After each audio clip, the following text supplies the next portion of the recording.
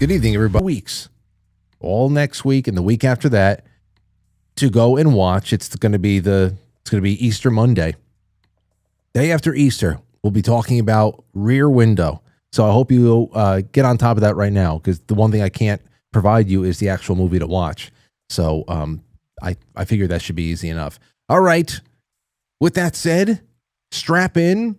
If you like the show, if you can help me share the show, whether it's live or on demand, get it on out there.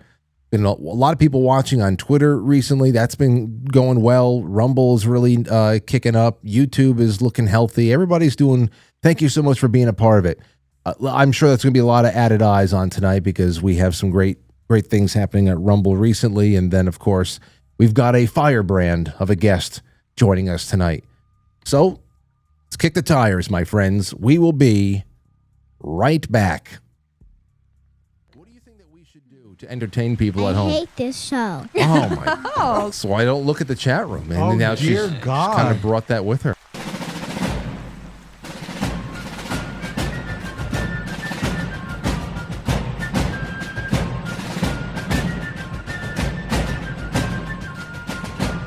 You let one ant stand up to us, then they all might stand up. Those puny little ants outnumber us 100 to 1. And if they ever figure that out, there goes our way of life. It's not about food. It's about keeping those ants in line. That's why we're going back. Does anybody else want to stay? Let's rock!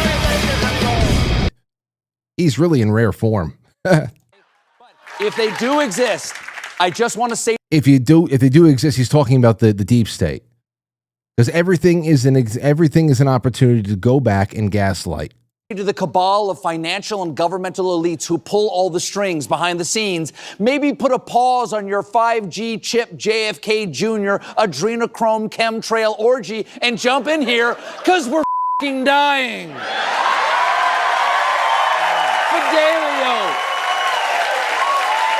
Fidelio. And then he throws the secret password out there from Eyes Wide Shut. He knows all the references, you see? He's cutting edge. Oh, it's so fucking pathetic. So pathetic. It hurts. And you can see like his mouth, like there's something just horrible about his mouth. Horrible about his mouth. They're all they're just losing control of their physical. Ugh. Anyway, creep. On to some more news, though, about what's going on here. On the other side, you have Donald Trump. Don't be weak. Don't be a panikin. Trump urges Americans to hold tight as countries from all over the world negotiate on tariffs. This is from Zero Hedge. President Trump on Monday urged Americans not to panic over tariff-driven turmoil in the markets and said that countries from all over the world are talking to us. The United States has a chance to do something that should have been done decades ago. Don't be weak. Don't be stupid. Don't be a panikin. A new party based on weak and stupid people. Be strong, courageous, and patient, and greatness will be the result, Trump posted Monday morning on Truth Social, about 15 minutes before cash open on U.S. exchanges. 10 minutes later, he posted that countries from all over the world are talking to us. Spoke to the Japanese Prime Minister this morning. He's sending a top team to negotiate. They have treated the U.S. very poorly on trade. They don't take our cars, but we take millions of theirs. Likewise, agriculture and many other things. It has to change, but especially with China. Now, I actually have something I'm going to do with you in the second half. All right? Because I know that there are a few of you out there that are just like, to be honest, I like foreign-made cars these days. I don't like where American manufacturing is going, their style, the quality of the product. You can say this about a lot of things, whether they be refrigerators, microwaves, boilers. So I would actually like in the second half to open up the lines for people to call in and to talk directly about what you hope could actually just get better. Better deals and trade imbalances set aside. From your experience, what products do you wish could go back to the quality they were 40 years ago? Whether it be American engineering with cars or any other appliance that we still use every day that hasn't become obsolete, but are for some reason just not working very well. Not working very well at all. That's something. Now, I've heard that there's multiple people have reported that there's somewhere around 50 nations that have reached out and wanted to be able to negotiate and to get things going here. Of course, yesterday, the big news was that this morning, Friday, it was either Friday or this morning when we were talking about the fluctuations in the stock market and everybody, Jim Cramer doing his, I really think that they just keep Gimp Tramer. Jim Cramer has to be kept around for the same reason that they wrote in Steve Urkel's "Did I Do That" line. Like, you tune into Family Matters in the 1990s, you're waiting for Steve Urkel to say, "Did I do that?" And that was just like that was the thing. I have to imagine that Jim Cramer, that's what his value is to the network. Was he on CNBC? That has to be his value to the network, that he's just kind of like a fall guy. Oh my gosh. But, there's plenty to be said there. I'm fine with everything that I'm seeing. And of course, all of the protesting that is going on, it's also very predictable. Very predictable. It's just, where does it all come from? How much of it is funded by the people who are normal recipients of all this funny money that's floating around? There's definitely enthusiasm. It's mental illness propelled enthusiasm. Nick Shirley was out there talking to people. Oh my gosh. Hold on. Just take a look at this for just a couple seconds. Nick's got to really be careful because he's starting to be very recognizable and people are nuts. Today we're confronting these anti-Trump and anti-Elon Musk protesters, seeing what they're protesting for. Let's see who we can get up here. Wow. I just want to remind you of protest procedure. Don't film unless it's consent of anyone's faces. And we'd ask if We're on public property, though, so we can film. Are you part of the protest? Are you against? Of course, I'm here. Hey, easy, dude. You don't have our consent to do this. Don't touch me. Don't touch me! Whoa, Don't easy. touch me! I didn't touch you for nothing. You touched me! Don't touch me! You want some money? He's touching Can we him. get someone around these people, Yeah, please? walk around them, circle Elbows! balls, Easy, circle easy. balls, Elbows! circle Easy, balls. Elbows! easy. No. Easy. You're not here to. Wait. You're not here for the protest. Whoa, whoa, whoa. Police! What? Get the police. What did I do? Don't feed the trolls. No. Get 'em Elbows off. around! Elbows around. Holy cow. Guys, remember, these are the people in the comment sections that oppose you in the comment sections. These are the type of people. These are the squirrely, weird people. This guy followed Nick around the whole protest, screaming, "Police, help, help, help, police," pretending that he's getting a. I'm telling you, it's just I maybe he is a 17-year-old girl trapped in a balding past the middle of his life man's body. I don't know, but it's just nuts. Always remember this.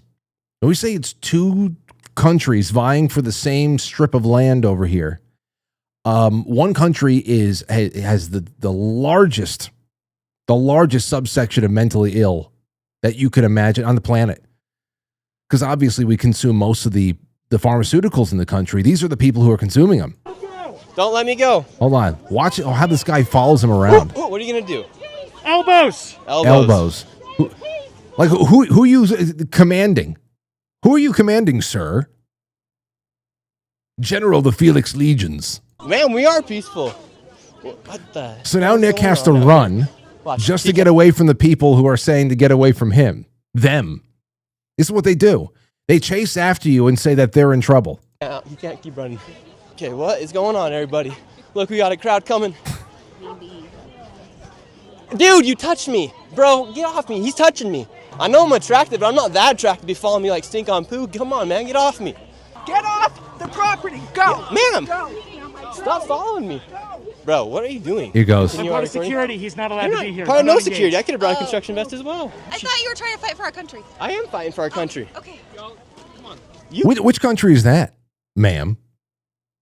Here comes the screaming, though. I just want you to hear this because this is such a huge. This is a glimpse into the mind. You guys, get off me. Zone 5 agitators. I ain't no agitator. Yes, you are. He's the one agitating me. Ma'am, I came in a suit to be respectful for you guys today. Oh, geez. Are you moaning, sir? Drop the moan. He's riding up on me. He's riding up on me. This is not This okay. guy has sir. a mask on. Fascist here! Look at. Wow. You hear the moaning? You hear the moaning too? They do like these sexual moans and stuff. And I don't know what the hell that is, if that's like a secret language or something. It's just always something new. Always something new. You want to the histrionics. I mean, they're literally moaning for no reason now. How are you guys doing? Fascists don't belong here! That's fine. How are you doing, ma'am? It'd be better if Donald Trump wasn't in president. Look at him. Look at him. Look at him. Grab their microphone. They freak out. Nick's got to be careful. Bro, these. Help! He's hurting me! Help! You look like a fool. You know that. I mean, whatever he's on, he's got to up the dosage. Whatever he's on, he's got to up the dosage. That's some scary shit. So Frank, let's go to a rally. Nah. Hey, there's going to be a historic inauguration. Have a historic time. Not going. Jeez Louise. I mean, that's just crazy. So, were they able to get people out of their houses over the weekend in different cities in the country? Yeah. How coherent was it? Not very coherent. It's never very coherent. What are the coherent reasons for opposing tariffs in the way that they're being implemented? There is no free trade. There's no fair trade the way it is. I'd love to hear somebody that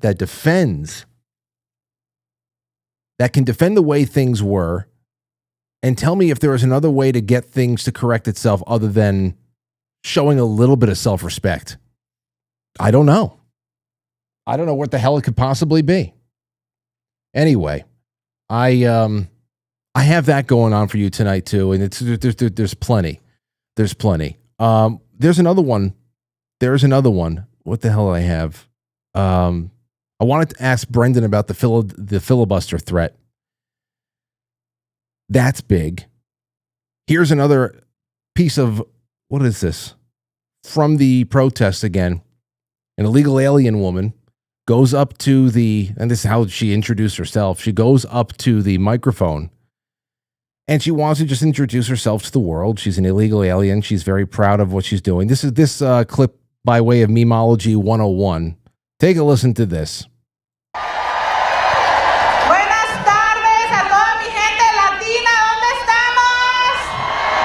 A toda mi gente de habla hispana. Yeah. Trump ha dicho que no quiere que hablemos español. For those of you at home who are listening on podcast, you know when you have a cat in your life that's a big fluffy face, but you know that if you were to dunk that cat in a bath, it's just fur. It's just fuzz and fur and fluff, and there's actually nothing to it. It's not the actual cat's face. If they were dunked in a bucket of water, they would come out looking like a little tiny scrawny bug, almost like they have a praying mantis head. Okay? Well, that's what's going on here with this illegal immigrant, Grisa Martinez Rosas, United We Dream executive director. She could ascend the heights of activism. She's the executive director of United We Dream. She couldn't go and become a citizen though, because that would be at that point that would be conforming. If you really think about it, that's conformist. They want to be able to redefine what an immigrant is.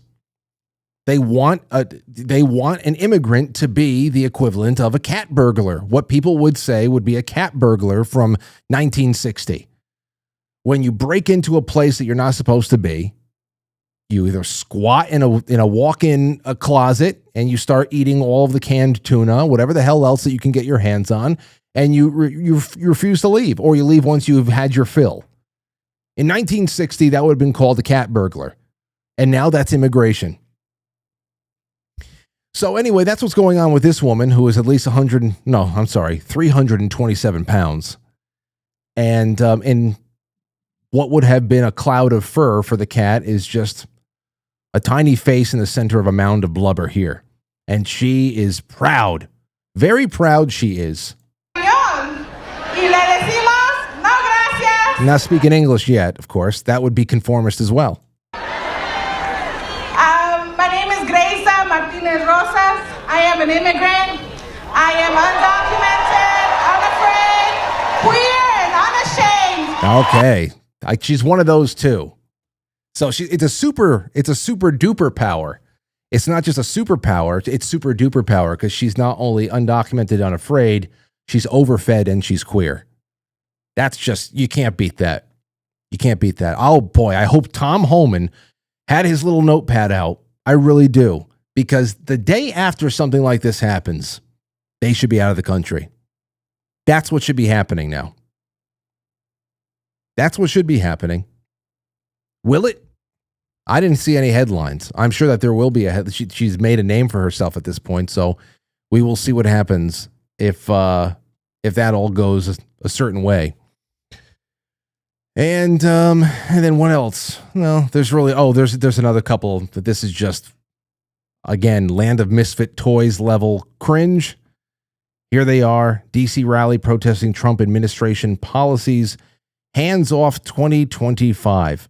Don't know what it means, but they started a chant. Our course, so we are very big on the chanting, and y'all have all the energy today. So, no Trump, no KKK, no fascist USA. No Trump, no KKK, no fascist USA. No Trump, no KKK, no fascist USA. That's just electric. It's an electric atmosphere out there, and that's where it all happened. That's all happened last week. It's the drama, though. The drama. And I can't believe that it really would be something that's very attractive for people. I saw this one thing here from Reddit. I love following along with what Libs of Reddit puts together and Reddit lies. Here it is. This is from, I think, a day or two ago. No, I'm sorry. It was last week. 5 weeks from today, I'll be on a plane, says somebody. The tickets are bought. The visas are approved. The arrangements are made. 5 weeks from today, my wife and I are on a plane to Australia. I don't think time has ever moved slower. Every day I'm afraid the borders will suddenly be closed. In which direction? 5 weeks. We just have to make it 5 weeks. I honestly just wanted to tell someone, but I'll share what we learned too. If you're 30 or under and can save up a few $1,000s, I know how hard that is. Yeah, well, it won't be for much longer, hopefully. The work and holiday visa is very straightforward to get. They granted us our 4 days from what we apply. These are people who are leaving the country to save themselves, apparently. That will give you a year with permission to work while you search for a permanent visa sponsor. As for those, there are actually a lot of them. A lot of jobs in advertising visa sponsorship as part of the package. No qualifications required. They aren't necessarily desirable jobs, meat packing, hospitality, fast food, but they'll get you out. You only have to endure for a few years, then you're free to find a job that you really want. Australia is taking a lot of immigrants. The jobs are there, and if you speak English, you're highly desirable for a lot of these positions. Really, it's incredible. You speak, so there's a hierarchy. There's meritocracy there. There is a need to be able to fulfill small level jobs. There's need for sponsorship. There is also, of course, a bonus added if you speak English and you can assimilate into society. That's incredible.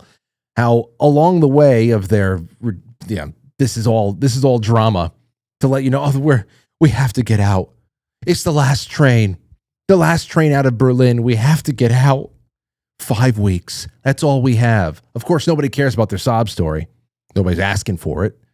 But on Reddit, people are reading this as if this is it's Evie reading the toilet paper scribblings in V for Vendetta.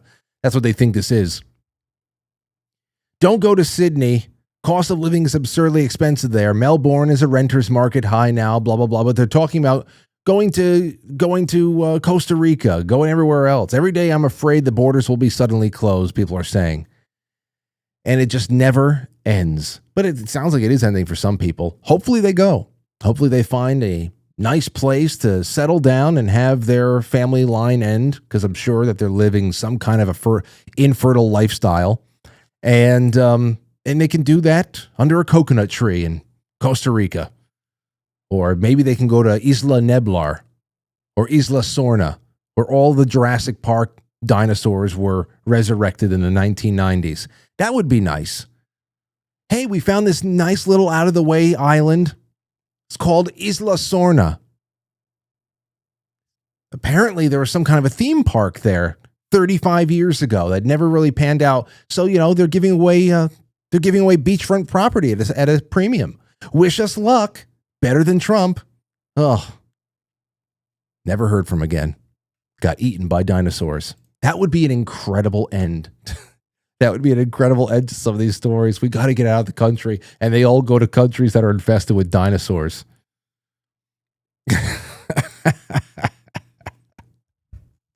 Just go. Can't take it anymore. I can't. There's so much more. Now, there is another thing that I wanted to bring up, and Brendan's on his way, he just texted me, but it had to do with Larry Fink at BlackRock. When you talk about the empire striking back, and you talk about what we're witnessing right now and what the tariffs really mean, how long is it going to last? Those are all very legitimate questions, and but the real question is the empire striking back. Talk a lot about price gouging a couple of, months and months ago in 2024. We heard a lot about that, but I want to bring it up again tonight too, because I think it's going to be very interesting. But I have some media to watch with you. I have some other things to bring up. Brendan's showing up right now. It's Brenden Dilley, Warlord Dilley, the host of the Dilley Show. I just looking forward to having every couple of months a check-in with this guy, because, the world is changing every few weeks. And I want to hear from as many people as possible. Brenden, how the hell are you feeling tonight, my friend? I'm doing great, Frank. Can you hear me okay? Is this good? I can, but can you turn your... Hold on. I might be able to... Hold on. Wait. Fix my video. My camera defaults whenever I do these things, and it doesn't let me edit. All right, hold on. Yeah, look, you moved me, bro. Look, you're moving. Thank you, sir. And we're almost there. That's good enough. At least perfect. At least you're not hanging off the corner. I feel like I'm gonna have to. I can't go down anymore. Anyway, we're on two different levels, but it doesn't matter. It's so good to have you back. Are you enjoying this past 5 days of absolute craziness? Absolutely, dude. It's awesome. What's your biggest takeaway? Is it really? Do we really have 50 countries that have already responded to invitations to negotiate? Yes. 100%. The biggest takeaway is that the experts are morons, and people who have told you that they were really smart for like a really long time actually don't know shit. And I think that's being proven like daily. And the more that they hyperventilate and have a panic attack, I think the worse it gets, in my opinion. Yeah, well, you're going to have to take a look at this one thing. I love this 152-second clip I have of Donald Trump answering a question. I guess he's on a plane. Is he on Air Force One? I think it sounds like he's on a plane or something loud. And he's asked about these tariffs. And I love his response. And then we're just going to roll on this one. Here it goes. Pain in the market.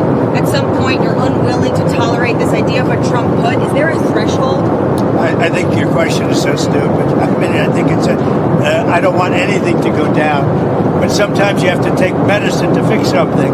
And we have such a horrible...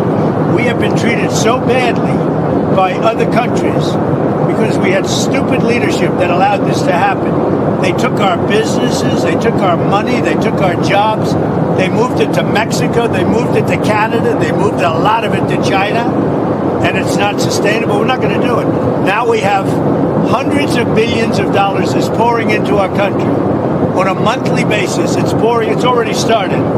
because they put tariffs on. And eventually it's going to straighten out and our country will be solid and strong again. I love that she asked the question. It was all, the premise of the question was built on, is there going to be a point where you say, you know, all right, I've had enough pain. Everybody's had enough pain and this is not working out. I don't see how continuing on the course that we were on was ever going to work out until something drastic was done. And even I'm not a fan of tariffs, but I understand why this tool is being taken out of the chest at this moment. Really great response, if you ask me. Go ahead with whatever you have. Oh, no, it's funny as hell. I low-key expected him to hand her a parachute and tell her to get the hell off the plane. I was like, you're an idiot. Get off the plane. I just love what he's doing because he's in total command. Whether you agree or disagree with what he's doing, he's in total command of what he is doing. He knows exactly why he's doing it. He knows exactly what he believes the outcome will be as a result of this action. And he's just no longer willing to tolerate moronic takes that are pushing back. And frankly, he doesn't have to. He doesn't care. So what are you going to do? Not vote for me? So he's playing with house money and he's acting like it. And the thing that was most, you know, I'm assuming we're going to stay on this topic for a little while, Frank. For a little bit, yeah.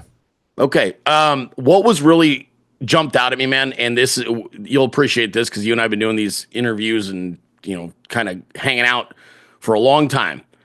Look at how his tone has changed with China from 2019 when he was negotiating trade to now. He knows how critical face is with Asian countries. It's a huge big deal in the East to give your opponent the opportunity to save face in a negotiation and allow them an opportunity to find a way, whether they win or lose the negotiation, to not look bad in front of their people. And he did this in 2019, and then China released COVID on us.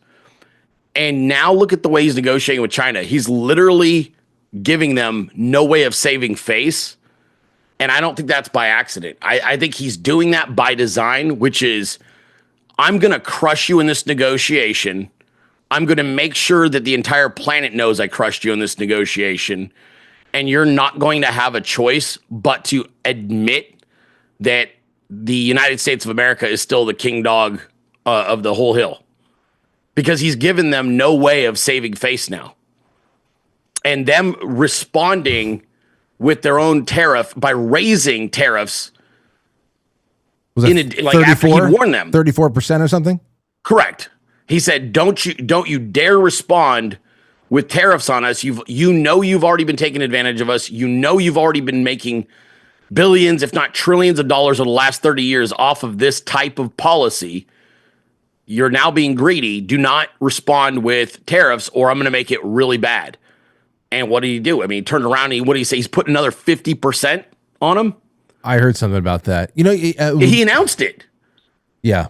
I just like that he put more emphasis on our so-called leaders because the plot has never been clearer to me. And when you combine, you look at the combination of these one-way street tariffs, and then on top of that, you have, I don't know why anybody who would consider themselves an American leader for any other reason other than malicious intent and dirty dealings would, on top of that very, very ridiculous trade imbalance, put high corporate tax rates and this stifling regulatory state on top of it, thinking that you are ever going to pave a prosperous way for your country ever again.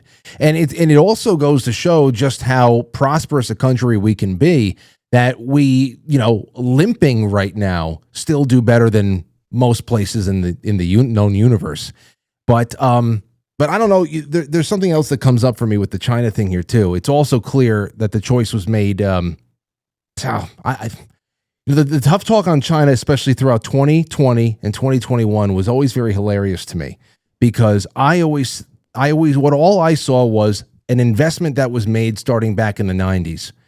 Right. Their intellectual property theft was something that was allowed. It started big time in the Clinton administration. That of course was all on a military level, but we've seen all this other stuff what's going on just from an entrepreneurial standpoint. Then, of course, we have spy chiefs working with the Biden's kids.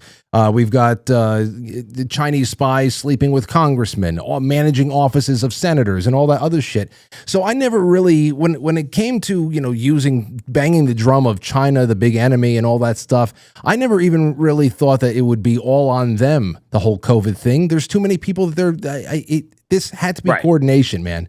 Yes. And that's why I hope that there's something bigger coming down the pike for these people. I'm sure there is. I mean, I think what's fascinating, though, is I think that China's essentially had their hand up the butt of most of our politicians for decades. And that puppetry has gotten worse and worse. I mean, it got to the level that we had, the head of the Joint Chiefs of Staffs, Milley, openly admitting that he was telling China what we were going to do and what we weren't going to do, so that there was no legitimate threat or punch behind President Trump's statements. I mean, that's bad. We got to the point that, Hillary Clinton's homebrew server got several CIA assets killed in China because they were able to identify the, identities of spies from the United States of America. So this thing got out of control a long time ago. And in my opinion, this is the going to be one of the greatest decoupling phases we ever see. And you get one shot at this. And also I recognize, and I'm not the only one. I think other people have mentioned it. I've mentioned it on my show, but I don't talk about it on X. But this is probably the closest you're going to get to a kinetic war with China is the action that we're taking right now, because he is putting them in total checkmate. And China's not us. They got 1.4 billion people. They can barely feed them as is. Their economy is already not good. It's a fake economy.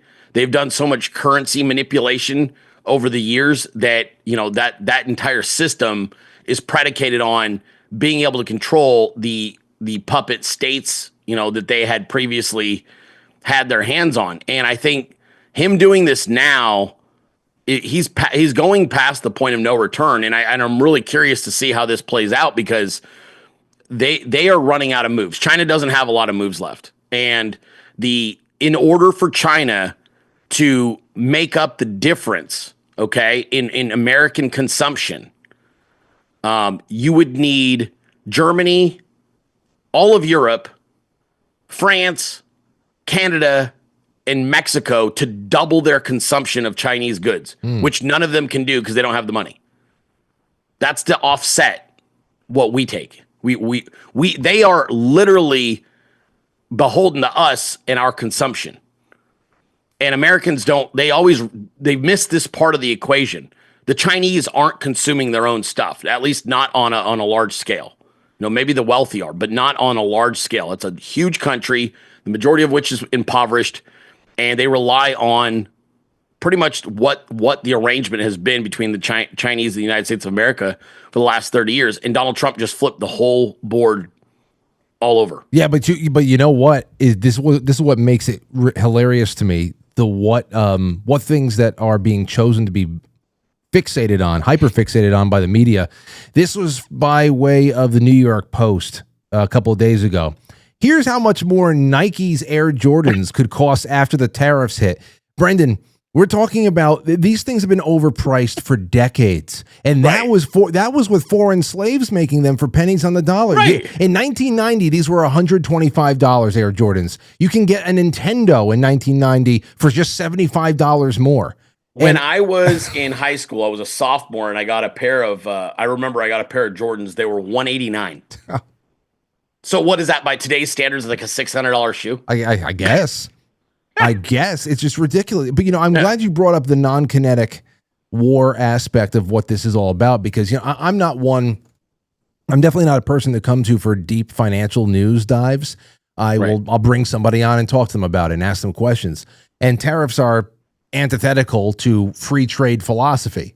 But in our case, there's nothing free or fair about the one-way tariffs that we're looking at now. And I didn't even know how bad they were until all the charts were published. And now in our case, it's not even about trade at this point. It's about whether or not you should defend your home if it's being looted. And so 100%. I don't even look at this as an economic issue. It's non-lethal self-defense tool. And I'm not even looking at it economically because this is, to me, is just as one-sided as it can be. It can only be described in terms of an assault. So I'm That's glad a great way of framing it, Frank. You're absolutely correct. This is basically self-defense. I mean, you have to do this. And we were on the cusp of total collapse. You and I had this conversation right after the election because I work with a guy he's the budget guy, and he wrote a lot of the EOs, and he's like, people don't realize how close we actually are to going off the cliff and never coming back. And that was, there's a reason that the actions that were most accentuated right when President Trump got in centered around money right away. It was Elon Musk and Doge going to work. It was Russ Vought going to work. It was Scott Bessent going to work. Howard Lutnick is a really good, I think he's a really good cheerleader. I don't know how involved Howard is actually at a macro level on policy discussion, which is how people who don't know how the White House is structured are framing it. It's really funny. They're framing it as this Bessent versus Navarro or versus Lutnick, which is comical. This is Bessent's show, him and Trump, and he's doing what he's supposed to do. So there's no power fight there. It's so weird. The things that I get it, the way that things get framed and concoct because you're observing, and most people don't have any sourcing or conversations or friends inside of this administration, or at least the ones that don't know how to ask or what questions to ask. And I think there's a lot of people in the podcast space that really don't have access anymore for good reason. I think they were flip-flopping all over the place on Trump the last 4 years. But the reality is when you know how this is actually structured and you know the people who are actually doing this legislative, policy discussion and this trade approach, and not to say those guys don't have their, input. I'm sure Peter Navarro is a brilliant man. I'm sure he's got input, and so does Howard. But this is Scott Bessent's show, and this is why he was brought in. I think it's just an interesting thing playing out in front of us right now, Frank. And I think that it's funny because the media turned up the fear so heavy on this one, and they always do this, right? They were hyperventilating over Thursday and Friday, so they turned the fear machine up as high as it would go over the weekend, and then face planted today because the market went down less than 1%. Yeah. Oh, how embarrassing. It is. And I have a couple more clips to do because I love it because at this point, it's really just about how can you gaslight people into, again, misdiagnosing what's going on and who to blame. Almost like, and we're going to get into price gouging because I have a question about what you think where real price gouging could actually come into the fold here. In the later phases of the so-called Harris campaign, they were introducing their half digested economic plan, which can whatever. And you had some of the tax on tip stuff that they stole from Trump and whatever, and then everything else was gaslighting people as to where the increase in price for goods were coming from, and they blamed local grocers for price gouging when it was really just about people having to create a little bit of a margin of profit so that they can keep their stores open and keep people employed. But there are people out there who can gouge prices now, and they are in very high influential positions. I'd like to get to that in a second, but since you brought up Peter Navarro, I saw him talking about how tariffs are not nearly the whole story, and it gets back to something that I learned in 2020. Again, I'm not a very big financial guy. When I saw that China, they were under the microscope in 2020 because of Wuhan, and everybody's trying to piece together what was happening to them.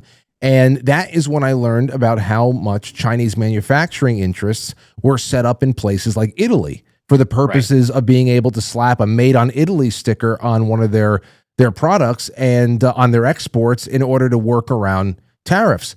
And Navarro had brought that up, and I thought it was a really interesting thing. Aside from tariffs, what's being done, or what do you think is going to be done to address those little workarounds? God, that one's probably above my pay grade too, bro. Okay. When it comes to that, I mean, we're really in the weeds on that. And I really don't know, frankly. I don't know what that answer is right now. They're aware of it though. You know what I'm saying? Yeah, so like, gotta be. They're all aware of it. And I think that was one of the things they were actually addressing today, that this isn't just about tariffs. There's more than just that, about access into markets and flat out not being willing to even allow American goods into your economy. But yeah, as far as what they're planning on doing, I don't know if the tariffs are what is going to be utilized to leverage that. I'm not sure. I really don't have an answer for you. Well, then here is a clip from Face the Nation, and it's 47 seconds. And yeah, it's economic in nature, but it's also going to give us an opportunity to talk culture here and what drives people. And here it is. It's actually very similar to what we were talking about with Jasmine, some of Jasmine Crockett's comments she made a couple of weeks ago about why we need to keep illegal immigrant slaves here, because there are certain jobs that Americans just won't do. Well, here it is. This is about what jobs are not going to be coming back with the tariffs. Here they are. Ron, continue your reaction to that.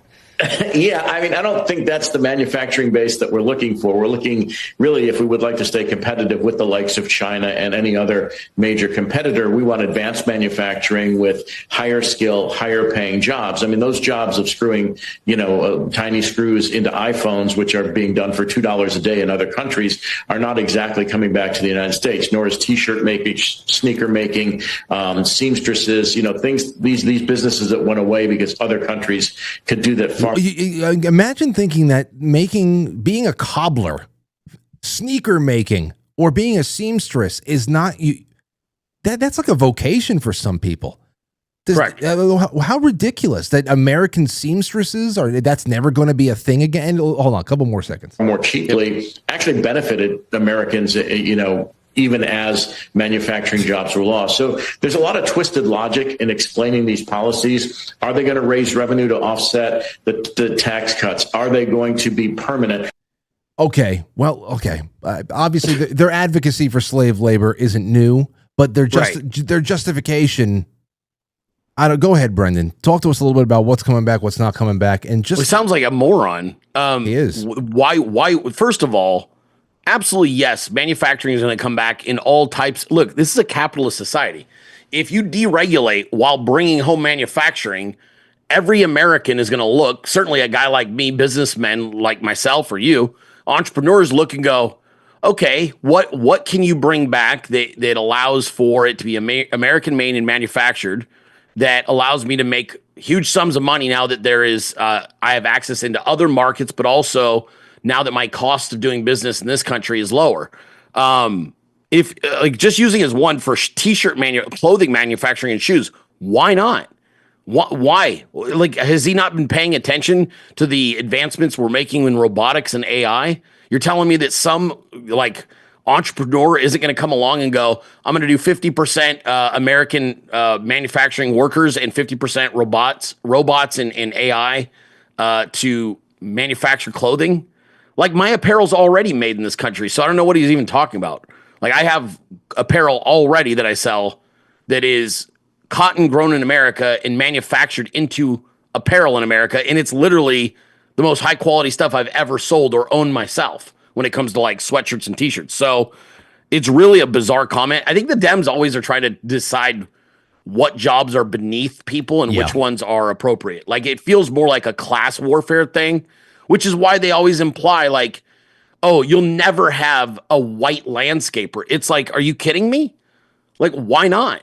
Why would that not return if young people who want to start out entrepreneurially and they have the ability to purchase the tools necessary and get out there and do the work, why wouldn't they do it? Yeah. That's a complete lie. It's a total fallacy that somehow people of certain colors or certain backgrounds are unwilling to do certain work. That's a total bullshit lie. They're not willing to do that work when that work doesn't afford them a life. And that's where inflation comes in. That's where currency manipulation comes in. Gasoline prices comes in. Food prices. There are guys right now sitting behind a desk somewhere at a job they friggin' hate that absolutely would rather make 20% less money but have the same lifestyle if they could and work outside all day with their hands.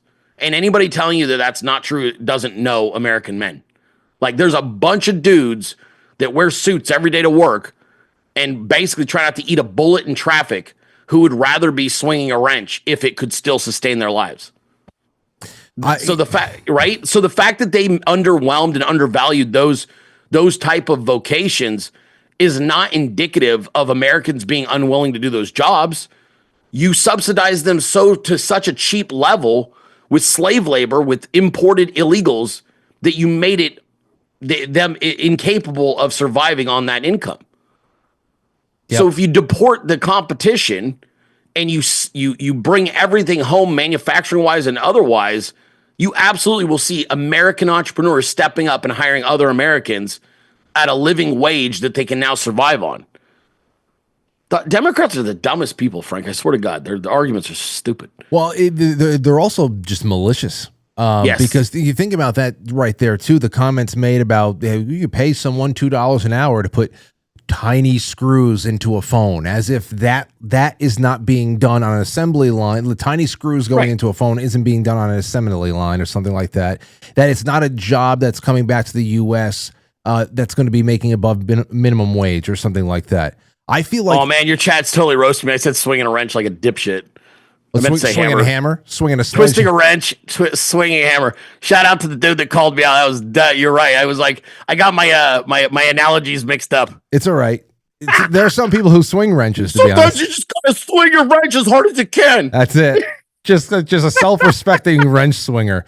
I was so pissed off, I lost track of what I was saying. I was just like, dude, you take the fucking tool, you do the thing, all right? You just do the thing, and you guys want to do that. Just use your hands, damn it. I feel like every snake who takes to the airwaves on CNBC or somewhere else, MSNBC, to protest something like the tariffs, they paint all of these jobs, as many jobs as they can, as being that are been pushed offshore as being tedious and meaningless.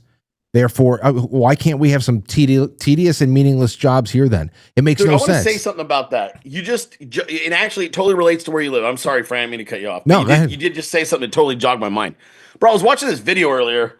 Because, X just be feeding you videos now, right? Like, whether you want them or not. And I saw this video, and it was from New York. And it was a New York deli. And this dude was like, I don't know what nationality. I think he might have been Italian. It looked like an Italian joint. And he was making some food, right? And it was really skilled, and he was hella fast. And it was a crammed deli. Like, people were like coming in, and he's like, and he's chopping up the meat, and he's putting it on the bread, and he's like twisting up the paper, and it's beautiful. Like, there was pride in what he was doing. And I watched that, and I thought, I was thinking to myself, like, for me, what I like to do with my life, I'm like, I couldn't do that. That's not really my thing. But I was watching this young man in his probably early 30s, and that was his thing. And he took pride in doing it in a really good way. It was really unique. The food looked phenomenal.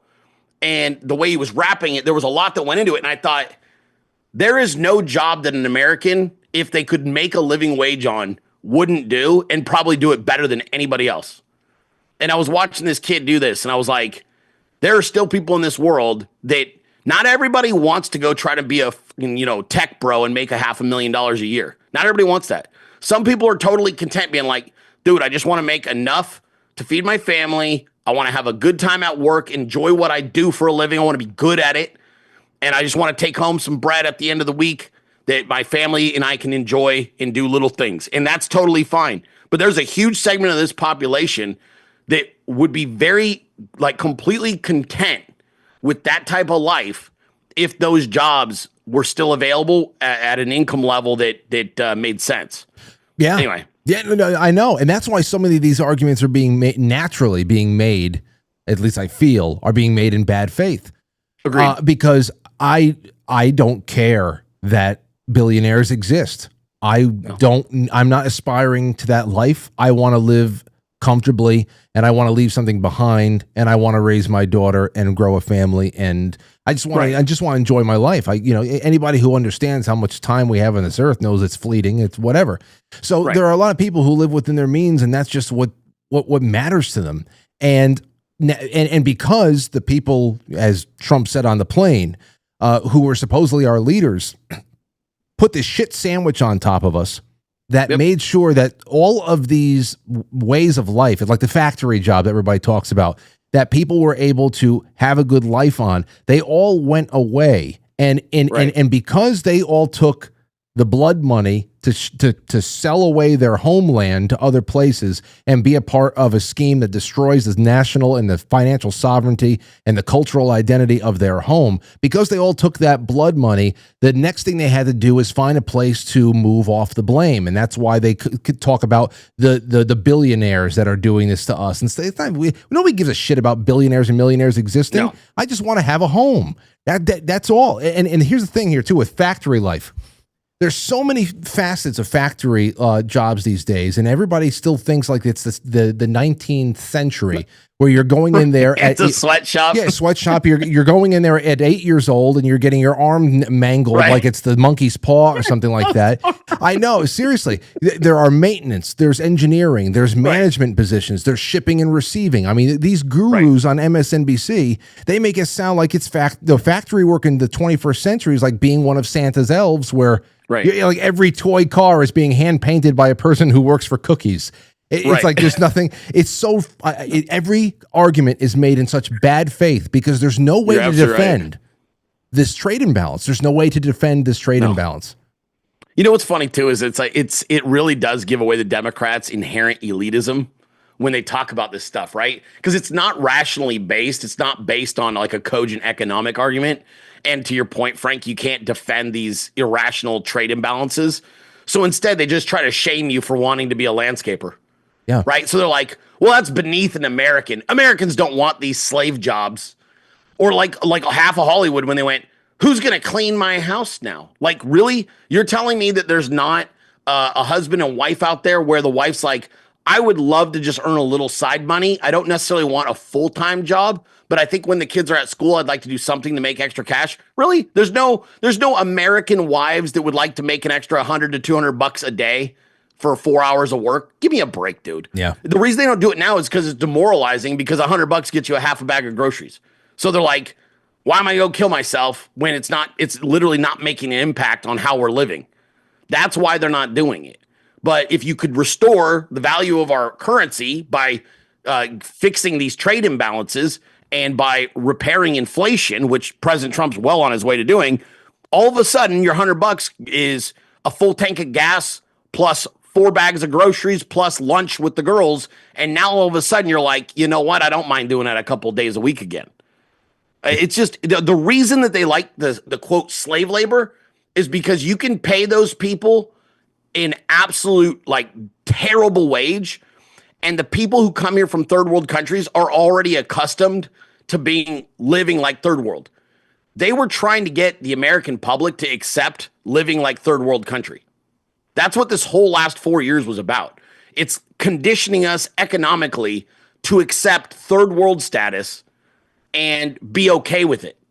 And that's why people who work and make $150,000 a year but live in the wrong metropolitan are quite literally living paycheck to paycheck, which should never happen anywhere in this country, ever. Like, if you're clearing that kind of money, you should at least comfortably have a nice apartment and be able to feed yourself and have money left over at the end of the month. But that's not the case. And that is exclusively because of stuff like this, the trade imbalances, the massive runaway spending and inflation. And so, I don't know, it just makes me laugh. The Democrat, like, the connection that they have to regular people has gotten so bad. They're so disconnected now. And that's why, I mean, the Democrats in Congress have a 21% approval rating. Everybody hates those people. Like, their own party hates them. And in order to like that party right now, you have to basically not know what gender you are. And you have to accept that somehow that's rational. Like, that's the party of just weird ass people now. Then let me ask you this, because I'm sure you have some ideas. Wisconsin, Yes. that judicial race. There was a yes vote to Trump won Wisconsin. There's a yes vote to voter ID versus a landslide victory for this liberal judge. It's made a lot of people shake their heads. Any insight into election? The only thing I'll say on Wisconsin is that they didn't pass the voter integrity until this vote. So that's how I feel about it. I don't think Wisconsin has legitimate elections. I can't really put it any other way. The way that state splits doesn't make any sense. It reminds me of Arizona, and they'll try to do this song and dance about how, well, it's just a purple state. This is how they think. And I lived in Arizona. I know about the fraud. I know how they're doing it. I mean, I think most people know how they're doing it, injecting votes into the system, and then there's no oversight. And they do this funny thing where they just try to get you to convince you that, well, yeah, on some issues we agree, but on this one we really disagree. It's stupid. It's basically a fraud state, dude. Arizona's still a massive fraud state. Wisconsin's still a massive fraud state. The only reason Trump won either is because it was a landslide. Like, he had to win by a large enough margin that they couldn't close the gap. But like, even that shit they pulled with Hovde in Wisconsin, give me a break, dude. Yeah. Guy goes to bed on election night in the lead, wakes up the next day, lost. Like, it's fucking stupid. So yeah, I try not to give too much. I think until election fraud is cleaned up and dealt with, and it will be, it 100% will be. I can tell you that with total fucking certainty. At least to the level that they're able to at a federal level. I can't speak for every state because I don't know how that's going to play out. But I can tell you there is going to be massive reforms in regards to that, and I do believe like that is something that Trump hasn't let go to bed yet. But you got to fix the economy first. Okay. And he knows how to build political capital. And the way you build political capital is you turn the volume down from everybody. And the way you do that is prosperity. And then that gives you all the political capital you need to start digging up the stuff that you were like, hey, remember this thing I told you about? Because people are a lot more willing to listen to what you got to say in regards to the 2020 election when they've got way like extra money in the bank and they got a new job offer. All of a sudden, everybody starts getting like, you know what? It does seem like this guy knows what he's doing. What happened there in those 4 years? And I think that's where you probably will take a look at it. Well, again, that's how many times you, me, Adel, whenever we were all talking about this stuff, what was that 2019 mentality? Coming out of going into Christmas of 2019, it was like everybody's beating their chest. Like there's absolutely, everybody's feeling so good. The Dems were saying that they were loving Trump in November of 19. Remember that? I mean, that's Dem voters in Los Angeles were like, dude, I just bought my first house. I'll never forget that woman. She was like, I just bought my first house. I'm a Democrat. I never could have done this without Donald Trump. Thank you. It was going into 2020. We were like, how is this train going to get stopped? And they're like, check this flu bug out. Check this out. You know? No. I know. Yeah. Dianne Feinstein hit the red button under her desk. You know, there's so many things that happen, but either way, that's what we're talking about. I guess you're saying, you know, turn the volume down, introduce prosperity, and yeah, it is a great neutralizer there. Now, I have one more financial question before I go into the actual the bills and you know Congress, and that is, I said last year during the Harris campaign, they had the nerve to gaslight people about the source of our grocery bill increases by blaming grocers for price gouging. I mean, yes. But here we are. We knew that was like, damn, you don't want to take responsibility, and you're going to send it on to some poor family-owned place. That small business, right? You got to blame them. You create a margin of profit on an ear of corn, so you don't have to close up shop. Anyway, 6 cents is too much, Frank. You can take 3. I know. But yeah, government cheese, government corn, that's what they really want in the end. Right. But here we have something else, though. On their end of things, we have BlackRock, we have the Federal Reserve, we have these gigantic corporations and conglomerates that are all really intermixed with the Federal Reserve and BlackRock are like one and the same at this point. But you have these immense power, these power centers that can wield a lot of influence on interest rates, on housing markets, on the price of goods themselves. I mean, many of the more well-known grocery chains are there. I mean, we know what BlackRock was doing with the ESG dictates for a long time. And I mean, so just this morning, again, we saw trillions of dollars just come and go, slosh back and forth with nothing but a well-placed rumor. So what do you think? If you're going to game plan as if you are an arch enemy of mankind, what do you think are the most likely ways that the empire strikes back? Good question. I think they're still kind of doing it. I think they lost the culture war. Here's the thing that's really unique about this class of enemy. All right, this is just my objective opinion, all right? I think that the supervillains that had really, really brains for this shit are old and dying. And I've talked about this on your shows before. I don't see a lot of young, evil talent from the left. So what the supervillains did was the Hillary Clintons, the George Soros, people like this, I think that they handed over this formula for how to like basically take control and remain in control, but they couldn't see it out. They couldn't see it through and finish it. And then the upcoming generation behind them is really, really, really weak and really stupid. And because they were raised inside of that cultural bubble from the people that they were coming behind, the Chuck Schumers, the Nancy Pelosi's, these are people now that they don't have the clout they used to. They just don't, they're not effective orators.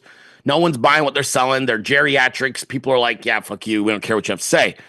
I think that there was a time when this was ultra dangerous and the enemies were very intimidating because you looked at the way that they had youth on their side and they actually had talent. Like they were good politicians. They were able. Bill Clinton is a very effective politician 30 years ago. Not now, not AIDS Clinton, now that he's like looking like he's dying. So I think that's where they were dangerous. Frank, I don't fear the left. I don't fear the left or the deep state. I actually think that the thing that we have to monitor against and we have to maintain management of is internal, because this could go off the rails real quick, both culturally and politically, after there's no longer a 1,200-pound gorilla walking around named Donald Trump. And once that man is done and out, and I think that that's where the incredible task of handing what he and MAGA have built over to a person that is responsible, and you've got to be mindful. Like, this is why I steer clear of anybody that was supporting DeSantis. Like, I don't want anything to do with you. You're a moron. I don't want anything to do with Thomas Massey supporters. I don't want to do anything to do with Rand Paul people. Like, Rand Paul at this juncture, if you can't tell Mitch McConnell's arm is completely stuffed up that guy's ass, you're not paying attention. Like, nobody in Kentucky gets elected without Mitch McConnell's blessing from the right. Nobody. I'm telling you that from both a surface level and from the back behind the scenes level. Nobody gets into Kentucky without Mitchie's blessing. And so you've got to be more mindful, I think, of young Republican talent that's nefarious, because we got it. We got shady-ass people that you shouldn't never trust. Candace Owens, you should never listen to her, ever. If you do, you better know she's going to play with your brain, and you're going to start leaning on some shit you wouldn't otherwise lean on that doesn't really actually make sense. Same thing with Ben Shapiro. I mean, you've got nefarious, shady, ultra self-centered people on the right that are not out for altruistic reasons. They're not here to save America. They're here to basically circumvent and to profit off of President Trump. And that's where you got to be. I think those are the people that I am more worried about, because I think this machine that Trump has built is going to keep chugging along. We're going to get 12 years out of this. And it's during that 12 years where we have to be ultra mindful of how the country is shaped both culturally and politically. And so I don't worry about the left. I don't see the talent over there. AOC doesn't make me feel any kind of way. Stephen A. Smith against J.D. Vance would be the funniest and stupidest presidential run ever. I saw a poll with him in it, and I was like, really? Like, you think that you're going to do that? That's the dumbest shit I've ever seen in my life. Do you think? Listen, I got to bring this up then, because you said the next 12 years. I had a really nice chuckle to myself about Trump's comments about how there may be a loophole for him to run for maybe two more terms. And I looked into it, and I said, okay, I want to see the basis of the claim. And because of course, like I said, if he mentions it, then there's got to be something. It could just be a troll, but it got to be something out there. Like when people started talking about Greenland, I said, okay, well, there must be something real about this. But in your estimation, do you think that this is just a troll, or is the Yes. Okay? That it looks like Well, it's two parts. It's a troll, but it's also a super, super healthy and good way. Well, all right. It does a couple of things.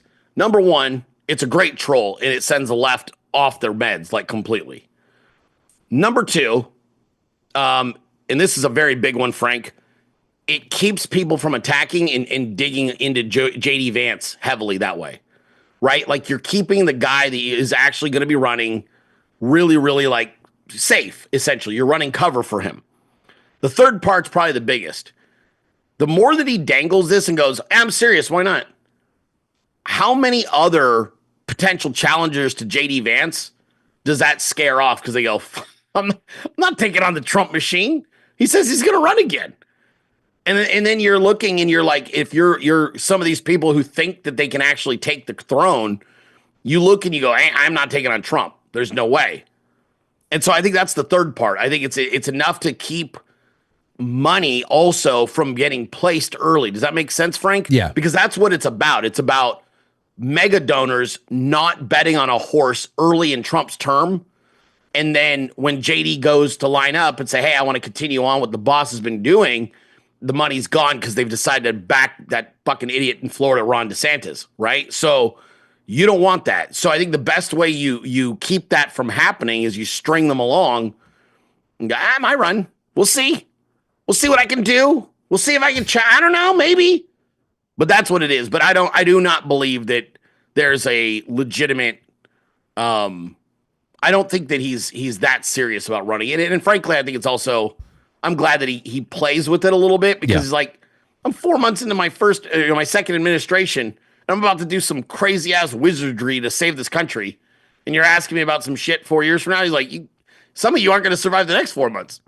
I had a good laugh. I had a good laugh. I really did. I'm just thinking about him still being president at like 90 years old in a wheelchair. He probably still just get, and JD Vance is just behind him. Like, yes, sir. Go ahead. Trump would never get in a wheelchair, No. bro. I don't care how crippled he ever gets. He will never sit in a wheelchair. Probably not. It's You're right. Trump. No, he would will himself. He'd be like, build me Elon mechanical legs. I was going to I don't have to sit. I was going to say he's going to have a Neuralink exoskeleton by that point. 100%. Elon might turn back Trump's clock. We might end up with a 45-year-old Trump next term. I don't know. Could be. Oh, he's probably in a tank somewhere. He would do it, by the way, just so we're all clear with what kind of a human being Donald Trump is. He's 100% a science guy. He would absolutely be like, so Elon, I can live another 50 years at age 55? Like, yeah. You want it? He'd be like, yeah. Like, Trump's not the guy who's going to turn that away. He's going to be like, yep, done. Let's fucking rock and roll. Transfer me into the new body like Chucky. 100%. Right. Oh, he's all about it, dude. Oh, that'd be crazy. That would be crazy. That really would. And again, I think we're knocking on the door where that won't be science fiction one day.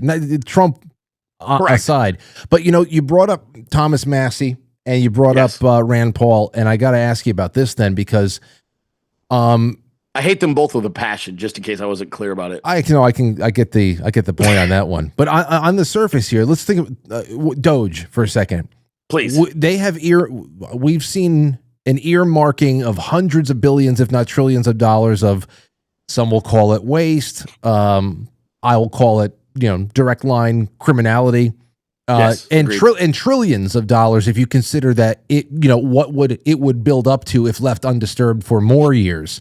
But my question is, aside from things that are being moved around inside of the executive branch and money that is being, the spigot's been cut off, all that, we got this spending bill that, of course, Massey was part of the opposition to, with nothing removed from it that gets us to September. So what do you suspect comes in September, especially with this filibuster that's now a threat? Meaning like the next budget they're going to have to present? The next, look, you can't have Elon Musk go out there and publicly audit all of these agencies, come up with trillions of dollars of not just things that we don't need, but you're talking about hundreds of, it's like $750 billion off the top of Social Security that are going to fucking vampires. And you can't let that be in the I understand why people were with Massey. I understand why. But you gotta tell me what comes in September then, because that shit's got to be out of there. I believe it will be. How are they going to do it, though, with the filibuster now? Are they going to break it into individual bills? That's the only way I can see it happening. I think that's how it's – I think that is actually the plan. I think that they are trying to get back to a – I mean, in my opinion, that's the best way. You and I discussed this briefly before. I think if you break it out into individual bills, I think it's got a better chance. It's a good question, especially because, like, so the big cuts still haven't really been made, Frank. Like, the big, super big cuts haven't been made yet. They're going to start, and it's still not going to be coming from the Doge guys. It's coming from directly from the Office of Management and Budget with Russ Vought, which is why Chuck Schumer was like screaming about Russ after this last vote, and why he's screaming about Russ and his team. I think like last week on one of the nighttime talk shows or whatever. There are major reforms they're going to be introducing, and there are going to be massive cuts to certain areas of our government and spending. How they're going to get it passed, Frank, that's above my pay grade too. Because frankly, I'm not sure. Especially like you said with the filibuster, I'm like, I don't know how they plan on getting around that. There's going to have to be a shit ton of work done between now and in September. But yeah, it's a good question. I wish I had a better answer. I mean, I had to ask you because I've been teasing my buddy who's in the budget stuff. All right, just so we're clear, I've been busting his balls because he was talking. We were talking about who needs air cover right now in this government, right? Whether it's whether you're dealing with the FBI and Dan and Cash, or whether you're dealing with Tom Homan, deportations. And I was like, yeah, you guys over in budget might be okay for right now, but by August, bro, you're gonna be dealing with all. You're gonna need more air cover than anybody, because that budget fight is gonna be ugly. It's gonna be super nasty. I was gonna ask you, as one of the last things I had over here about Kash Patel and Dan Bongino, how far you think that they're willing to take the ball downfield, because I mean, between both of them, not only on January 6th, but I was tuning into both of them almost regularly to everything that they had to say about Russia, which you go throughout the last 25 years alone, all the things that from Benghazi onward or before, it doesn't even matter. You can just pick a scandal and it's a thread that will take everything down. The amount of people and agencies that were involved with Crossfire Hurricane and all throughout that Russia investigation that lasted until the summer of 2019. I mean, that's the blast radius on that is fucking massive. So yes. I mean, how far are they willing to take this? Do they have does Pam Bondi have their back? Is it? Yep. Okay. Yes to everything. How far you take things, that's a question I don't even pretend I know the answer to, because I agree with you, Frank. Like we could keep going back in time, right? Like we could keep going. We go year by year and we're like, okay, that's a scandal. That's huge. Keep going. It's just going to be one on top of the other. I can tell you that it's my belief that they have full intent of going as far as they humanly can without ending the country. I think that Dan's been incredibly transparent with what he's been trying to articulate to MAGA. I don't think people on the right generally have really good comprehension when they're reading, because if you read Dan's post, he's making it very clear cut. There's gonna be stuff you're not gonna like. You're not gonna like what comes out of it. You're not gonna like some of the answers you find. He's made that clear in what he's put out publicly, and they are absolutely working 7 a.m. to 8 p.m. I can tell you that. I've confirmed that. They're inside of a skiff basically from 7 a.m. to 8 p.m. every day, 5 days, usually 6 days a week, depending. Pam is, and one of the things I feel for Pam on, Pam is doing a great job as Attorney General in getting absolutely blasted because of a bad PR stunt. And then people decided they're going to throw out the baby with the bathwater after that. And that's just, you're talking about what are you gonna, the binders with the yeah. Yeah. It wasn't even her idea. And she got egg on her face because there how do I answer this one?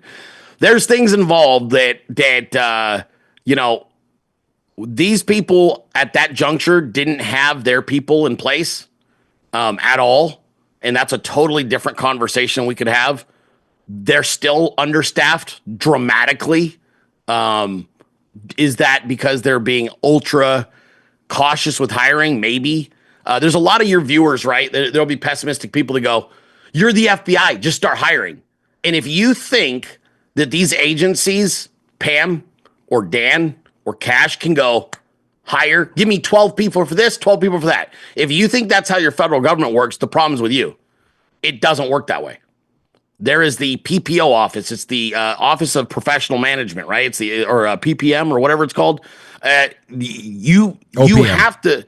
What's that? I think it's OPM, right? Oh, well, there's OPM and then there's PPO, which is that's part of the transition team. So like, you have to go through a separate entity, and the Office of Professional Management, OPM, thank you, is one of those agencies. So you have to go through PPO and you have to go through OPM. And most people don't understand this still to this day, that Dan doesn't get to decide how fast somebody is onboarded to the federal government. Nobody gets to do that inside of these agencies, whether you work at state or whether you work at budget. And I could get in the weeds and start telling you how many people, but I'm not going to. Instead, I'm just going to highlight the fact that they were celebrating 2,200 people being hired, Frank. There's 400 agencies. You hired 2,200. Do the math. So, like, you're talking about agencies, FBI, 37,000 employees. 37,000, dude. Senior FBI is like, I think they've got like 12 or 1,500 in that building alone. Might be more. It's like a huge building.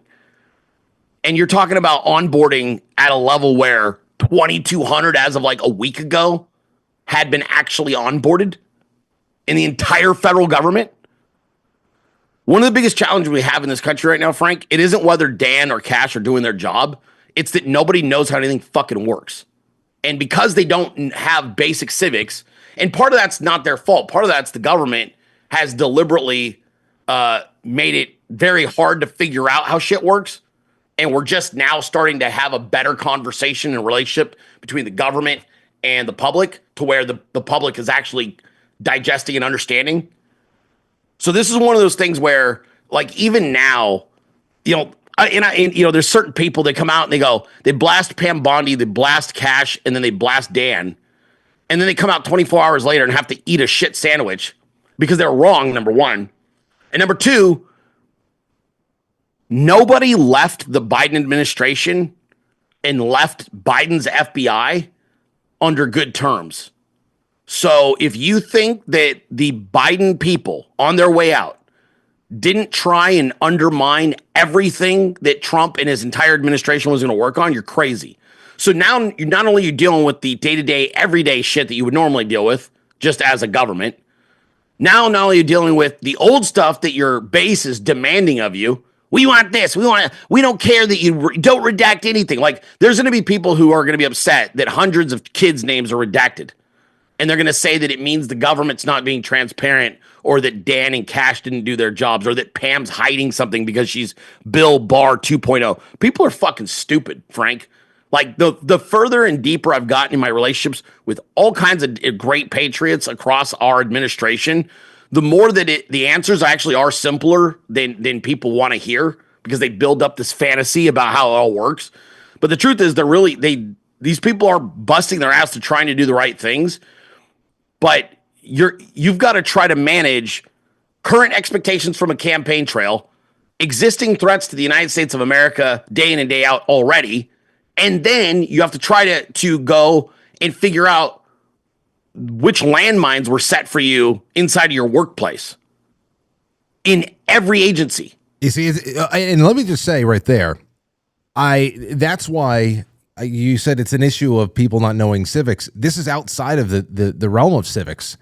Somebody who perhaps a big reason why there's such disconnect is because whereas we can take education upon ourselves and Yes. read American history and read our Constitution, our pocket Constitution, and understand how this thing is structured, what has been built on top of that is another world with its own code written unto itself. So I understand, with what our founders gave us was supposed to be so logical and simplistic.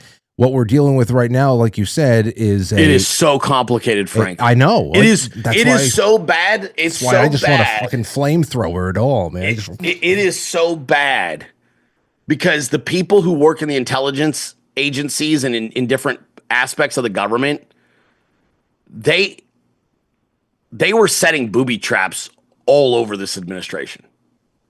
Okay, like all over, and you have to deal with that intelligently if you're in this administration, because they knew what they were doing, man. They knew what they were doing. I can't really go in deeper than that. I can only tell you that they did this across several agencies. I'm connected to probably 8 agencies in our government that I will have friends inside of that are working there currently. And the level of subversion that they have had to overcome is insane. Yeah. And it's a disgrace, and it's a testament to how nefarious the Democrat Party has become. There was no subversion. When Trump handed the reins back to Biden, Biden got a government that was prepared to do the job they were asked to do, and they were going to fulfill it to the best of their abilities, regardless of political leanings. They have handed back President Trump an administration that they built full of radicals. And that's why he's had to make and take such dramatic, courses of action. And that's why his people, his top people operate largely, sort of almost like on their own. And everybody is still they're doing a lot of stuff via executive action and wielding a lot of power that way, because they have to, because you don't fully have the buy-in and you're still sniffing out and rooting out problematic actors. Yeah. And it's real, dude. It's super real. That is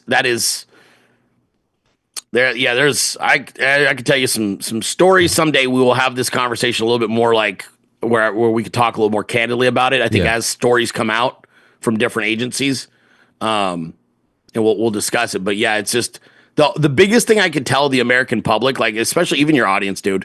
If you voted for Trump and you watched Dan Bongino, you know anything about him, or you know anything about Kash Patel, these people didn't go into the FBI and all of a sudden forget that they're patriots. They didn't go in there and go, "Oh, I've been corrupted now." It doesn't work that way. They love this country. They love what they're doing. I shouldn't say they love what they're doing. They love that they're serving this country. And it's 1,000 times worse than most people understood. But it's going to get fixed. And I believe that you've got to be able to be patient with people, especially in this regard. I'll put it that way. Point Same taken. thing with Pam Bondi. She's getting a raw deal, bro. Well, like I said, every couple of months it seems like you can talk about a little bit more. So we'll check in. We'll check in sometime in around 4th of July or something like that. In the meantime, Brenden, because I always appreciate your time, and we always end up getting a little bit more in than I expect. Where can people watch the Dilley Show every day and tell us more? Go ahead. Yeah. If you want to follow me on X, it's @Warlord Dilley. And then if you guys want to watch my show, it's DilleyShow.com. That's the easiest way. And then there's links to Rumble and X and Clout Hub, I think, still. I think those are the only 3 I use right now. But those primarily I use Rumble and X as a way to do my show Monday through Friday at 12 p.m. Eastern. So you guys can check that out. And I'm always covering this stuff and being very careful about what I can and can't say and all that kind of fun stuff. And I'm just kind of have to do the dance. Dude, Frankie, I gotta remind me next time. I got special stuff coming up that you got to remind me to invite you. Okay. Okay. I had something that I end up running out of space, but I got some people going to the White House for Easter. Oh, for Easter egg, Easter egg hunt. yeah, I would have liked to have got you and your because you just still got the the lovely daughter, wife and the kids. And, if I ever saw Aurora running around the White House lawn looking for Easter eggs, I'd go nuts. all right, we'll I can't pull it off now because I already used my allotment, but like maybe next time there's something special going on, maybe Halloween or something. Try to get you and the family like go dressed up or some shit. Jeez, oh man, don't tease me now. We'll try. But, yeah, you know what? Okay, that's what I'll do. I'll do every couple of months. I'll say, hey, just remind me. Can you just invite me to anything? And go, hey, dude, like just be like, hey, do you have any? And I'll be like, you know what? Let me find out. I love it. Shout out to your chat though. They fucking hate me. Frank, I've been coming on this show for 7 years. Your chat has always hated me, and mostly I've always hated them too. So it's fine. I always say, listen, everybody, come on. We have to talk to everybody now. Let's just all be decent. Come on, everybody. They always get so mad too, and it's funny because like I get to do this thing.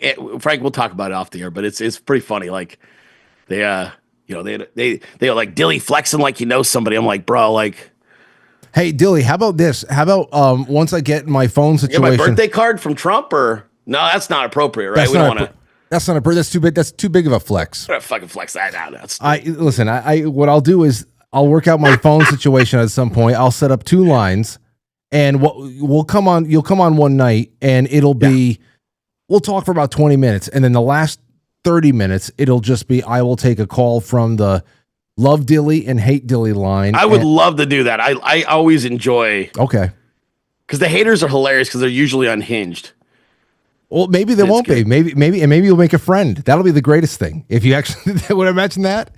Can you imagine? I'm not going to win anybody over, bro. I do an absolute the best I can to run people away. Well, like I said, you have your methods, and I have mine, and that's why we got to catch up. We got to catch up off the show, and I'll bring you up to speed some stuff. All right, bro. Well, let's do it. And thanks for the time, and all the best to you. Send my best to the lovely lady over there, and enjoy the Florida sun. Thank you, Frank. Appreciate you, brother. All right, take care. There he goes, Warlord Dilley, on the warpath as always. Some of you guys, I hate him. Okay, really quick intermission. When we come back, I want to take your calls because I think that this is a really good thing to bring up. A little bit we called built different because there's tariffs, and then there's also what are we putting out there? What products are we putting out? Where can we do better? Where did we do better in the past? Automotives, household appliances. I'm really interested into what I get out of you guys for the last half hour. I know it's 8:35. Maybe we'll bleed over about 5 minutes. I want you guys to call in 914-200-0269. You'll see. I'll set it up. I'm going to get to your super chats too. That's quite frankly superchat.com. It's the Rumble rants. So Rumble, get on it. I know we have a nice crew over there on Rumble tonight. I'd love to read some of your rants and the gold pills. We will be right back. Don't go anywhere.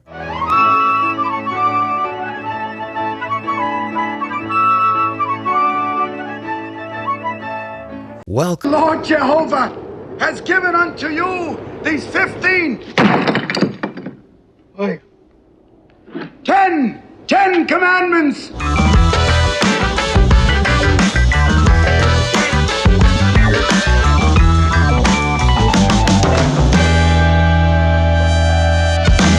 Quite frankly, he's amazing. We're just like other people. We love to sing, we love to dance, we admire beautiful women. We're human, and sometimes very human.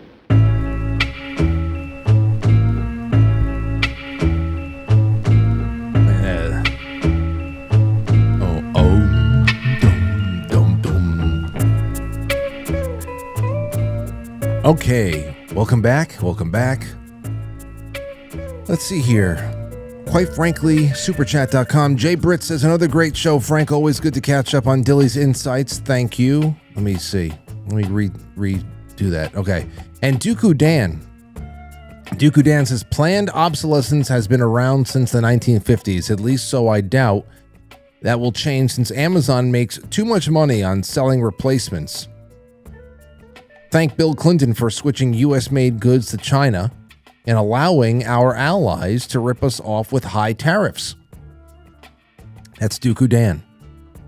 He is an all-star contributor to the book club. You guys should really join the book club. You have 2 months, become a sponsor. Oh, I found close to 30.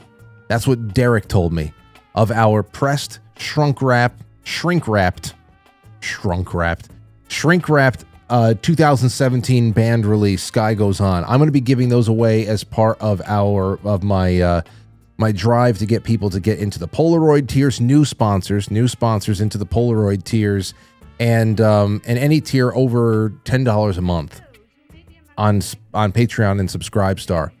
That's what I want to do. I'm going to show them to you, and I'm going to put an official pitch together because it's going to involve everybody's going to get coffee and keto brains. But with the band CDs, I want to incentivize that for higher tiers because I would love to get some new people on supporting the show this month. I'll talk to you about that later on this week, though. I forgot it. Over on Rumble, we've got some rants. Here we go. We got 2 rants that I see. Hey, would you blow me too, says 1803 Marbury versus Madison. Chief Justice John Marshall said Congress shall pass no law that is repugnant of the Constitution. That includes amendments. Congress and the president, Congress and the president are co-equal. Like I said, there's a difference between civics and how we live. Just one of those things. How can Congress limit the presidency if the presidency can't limit Congress? All 3 branches of the government are co-equal. All laws that are not constitutional are null and void. Yes. But you see, precedent and judicial review and opinion instead of law has taken care of all that. It's taken care of so much of that. You know, it's a very important thing to remember here, what we've been living under. It's and it's sad because it makes you wonder what's the real way out of this bag? How do you fight your way out of that bag? Katie Sky D says, it's not that we hate you, Dilley. It's just that we love Frank so much, we don't like anyone sharing screen time with him. Nor can go to hell too. Nor Bin Laden? No. Nor's too cuddly. She's great. In fact, now I have to get in touch with her and make sure she comes back on the show at some point. Give us some sort of a European review. What's happening out there? She's always got her finger to the pulse out there. Doug Simmy. This is over on Quite Frankly Super Chat. No, I'm sorry. This is over at quitefrankly.tv. Let's see here. Doug Simmy sends over a ship. Thank you so much, Doug.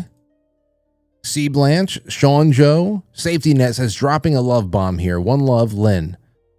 The Sentinel says, not tired of winning yet. Let's all write Congress to get the Trump tax cuts and no tax on tips, overtime, SSA passed into law. You see, that's something that'd be interesting. I heard that it has gotten closer to being a reality. But, you know, again, the filibuster, if that goes through, then I want to understand this more. I really do. Because September is going to be one hell of an eye-opener or an eye-closer. And Captain Flint sends a phone at the end of it. Thank you so much. Here's something from a friend of ours in the audience. This is from Andrew, I think. I forget. Where is this? Frank, I caught the morning stream. I wanted to add that the market drop went wild. It spiked up and then it dropped again. It was about $7 trillion round trip up and down, or down and up.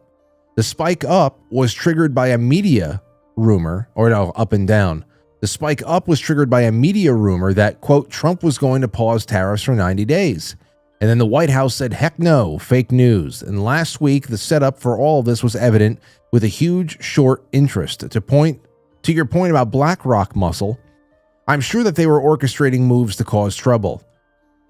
We are being shown how the market is in their control. They open and close the spigot, boat rocking by sloshing trillions in and out. And it's true. That's why I had to bring it up, and I'm glad we had time to talk about that with Dilley tonight. We talked about it a lot more than I thought we were going to. But this was sent over to me. Whoops, here it is. This is from the Kobayashi letter.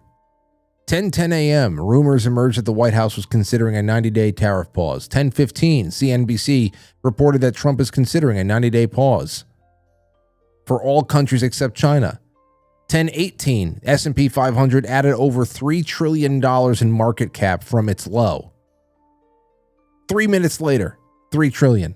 At 10:25 a.m., reports emerged that the White House was unaware of Trump considering a 90-day pause. At 10:26, CNBC reports the 90-day tariff pause headlines were incorrect. At 10:34, the White House officially called the tariff pause fake news. At 10:40, the S&P 500 erased $2.5 trillion of market cap from its high 22 minutes prior. Never in history have we seen something like this. That's all happening in the course of minutes. Reminds me of like what was going on The View when, what's his name?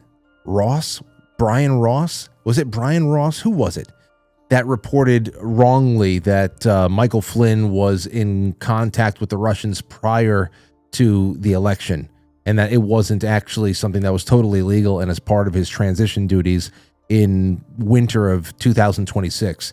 Joy Behar left a puddle in her seat. He's talking to the Russians. And I think it was Brian Ross. ABC, right? I think the stock market dipped like 600 points. He caused a big crash there because they thought that there was going to be an arrest, not an inauguration or something like that.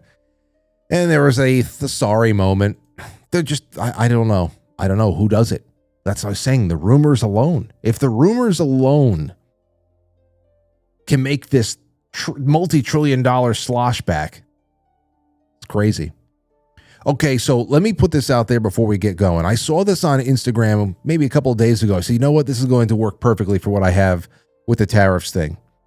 Antique Appliance Restorations account on Instagram put this out. And here's the experiment.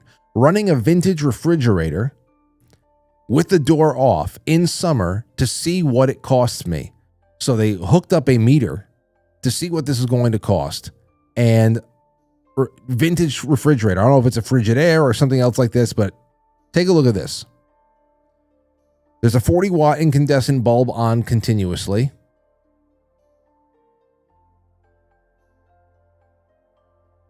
You can see the time lapse, day and night, night and day.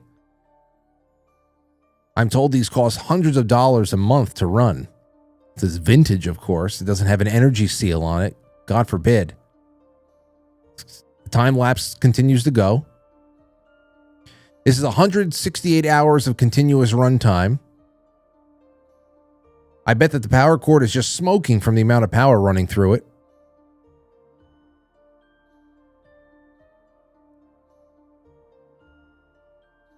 Piggybacked it with a second meter just to be sure. So second power meter just to be sure. I bet this cost a fortune, says OP.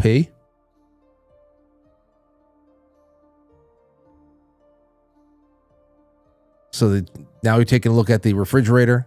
It's a 72-year-old GE fridge compressor still just chugging away.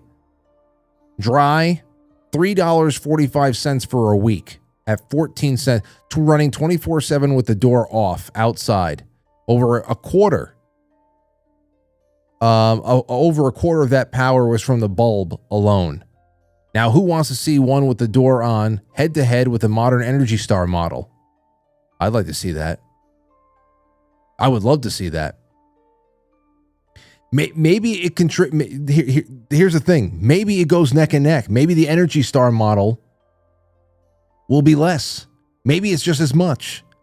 But the whole thing here is that how long will the Energy Star model last versus some of these older refrigerators as far as durability goes, universality of the parts, everything.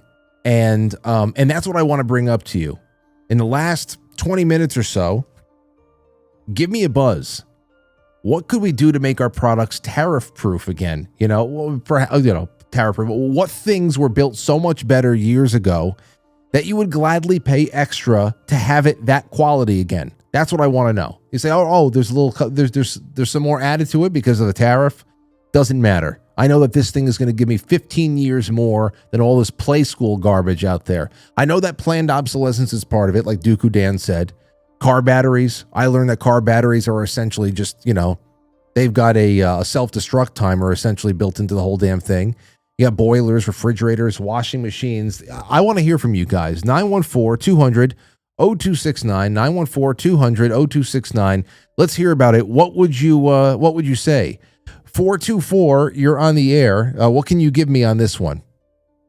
Oh my gosh, hey, it's Carlos. How are you? Hey. I live with Carlos. So I'm surprised. I literally just you asked the question and I dialed and you picked up. Yes, well, So funny. what happened? would you take that was built differently years ago that you would take, regardless of what the tariff makes it cost? What would you take? Because just the quality. I have a good one for you. So over the last year, because of my finances and whatnot, and then my car got repoed, I ended up buying a used Ford in 2001, a Ford Ranger. It was beat to shit, I found out. Excuse me for the swearing. It's all right. And very long story short, I bought it in December after saving some pennies. And the first night I got it, it literally would not turn on. I was stuck at the gas station. Fast forward 6 weeks later. By the way, I've been working on learning how to work on older cars, just using YouTube. So I'm forced to have to figure out why this truck wouldn't work, and using YouTube videos, the whole thing, doing all the change the fluids, replacing parts. 6 weeks later, I sold it for a profit at double what I paid for it. I gave it a nice, sweet little, very cheap, maybe $300 of love and care into how it looked. How's that at work? I made it all patriotic. I got some old American flags that I had, and I upholstered the seats with American flag. I put some American flag decals around it, and I posted it on offer up to sell. And I called it a patriotic, monster truck. And it was foils, the whole thing, 32-inch tires, whatnot. The tires came with it, but that's not the point. I feel like I learned so much in the process of the 6 weeks, and now I'm doing it to a 2001 Yukon GMC. And forcing me to learn to fix it. And I'm like, God, it's like the parts were so solid. All I needed were some, oiling the seats and, oiling down the leather seats, the whole thing. It literally was running like, the analogy I gave was, it was a 90-year-old, man, and I turned it into like a teenager in high school. Like it ran so well. It's well said on, and I want to get more in on this while we still have time, because I feel like we need to get back to the basics. All these digital cars, you're spoiled by the Bluetooth and this, that, or all the tricks. But man, they break down so fast. My Jaguar broke down quickly. I had a few years ago. My Ford Explorer, my Ford Bronco last 2023, and I'll stop here. Literally the first day it broke down. 2023 Ford Bronco Sport, and it was in the shop with Ford for 12 weeks. I had it in my possession 4 months in those 12 weeks, and guess what? I still had to make the payments. It's just like they don't make it like they used to. A lot of people are getting away, and thank you for the call, my friend. It's good to have you, and I wish we can talk a little bit more, but I want to get people on there. And I'm glad that Carlos started with cars, because there's a lot of people that want to get farther and farther away from the computer-based gizmos and gadgets with the cars and getting a little bit more universal with the parts and everything. It's the old ways of doing things, for sure. I mean, there's always been lemons. I made a couple of comments recently about my mother getting into a Ford Explorer, those early 90s Ford Explorers. By the mid-90s, the Ford Explorers were known as the Ford Exploders. So, I mean, it's not like there wasn't certain classes of cars that weren't lemons back then, but I don't know. Robert, go ahead. Hey, I would say hands down washing machines. Washing machines. And why is that in particular? Yeah. I've been through 4 washers in the last 10 years. They don't use enough water. You can't get a warm water rinse. They took away agitators for a while. They knot everything up. The old washing machines were just great. I saw that. I have an I think I have an agitator. Yeah, I have an agitator, but I heard that there was agitator-less washing machines. And of course, because everything has to be energy efficient and environmentally conscious and all that stuff, these washing machines have less and less water in it. And I'm just, what are you talking about? Less water. So it doesn't matter how little I have in the washing machine. I always hit max fill button. I'm like, fill this damn thing up. I've drowned this water. Drown this clothes, please. Drown it. Well, yeah, the government's afraid the world is going to run out of water, so they have to regulate the washing machines. I mean, all the stuff, the cars are all, I was in the car business, and I remember in the late 70s going to General Motors school and asking this guy, well, why are they doing this? And he's like, we have to do this because of the government. He said, we'd still be making cars the same as they made them in 1970 if it wasn't for all the government regulations. So the regulations kill everything. They're all stupid. Well, I'm glad. See, that's what I'm talking about here. I was waiting for somebody to come up with the washers and the dryers, because I used to hear all the time how if there was a dryer or some kind of appliance like it that busted or something, it was easy for anybody who doesn't even know what they're doing to be able to put two and two together, replace certain parts, and make it run for another 7 years. And I just feel like that universality and everything has just really gone away. It's made for a lot of turnover with stuff, and they're almost like disposable appliances now. Yeah, I know. I have a Frigidaire refrigerator, and that thing works pretty good. That's a fairly new one, but I have friends out in Michigan, in Lake Michigan, and there was a big Whirlpool factory out there, and that closed down about 10 years ago because they sent it all to China. So all those people that used to work there don't work there anymore. Well, case in point. Thanks for the call, Robert. Yep. Hey, man, you got it. Good show. Thanks a lot. Thank you. All right, 914-200-0269. It's 8:52. If we can get a couple more calls in, that will be terrific. Nice balanced call. Nice balanced show, I should say.